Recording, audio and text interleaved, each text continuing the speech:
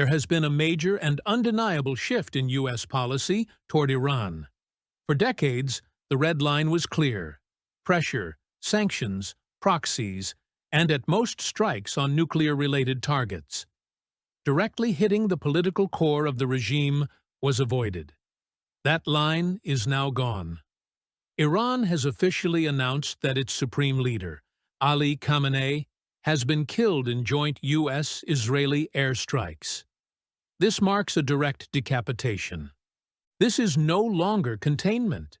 It is an open attempt to break the regime at the top. Alongside Khamenei, dozens of senior commanders, ministers, advisors, and intelligence figures were killed in the same operation, removing a large part of Iran's decision-making layer in minutes. But here is the hard reality Washington already knows. Air power alone does not end regimes. It weakens the state, destroys prestige, and creates shock. But without a ground operation, total collapse is not guaranteed. And a U.S. ground invasion of Iran has a very low chance of success. This is not Iraq. Iran is vast, mountainous, densely populated, and logistically brutal. Supply lines would stretch, resistance would be nationwide, and escalation would spiral out of control.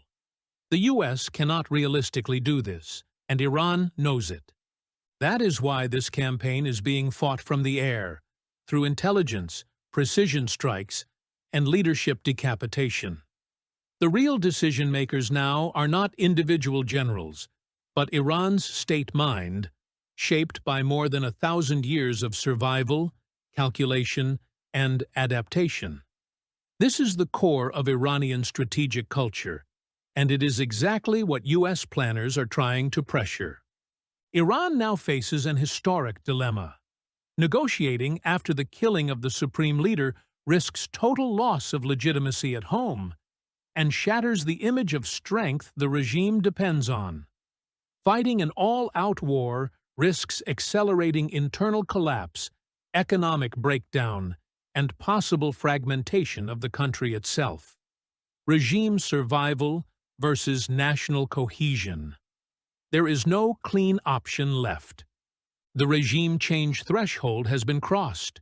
The only question now is how Iran's state logic responds, through negotiation, prolonged escalation, or internal reconfiguration. The clock is ticking, and whatever comes next will reshape the region for years.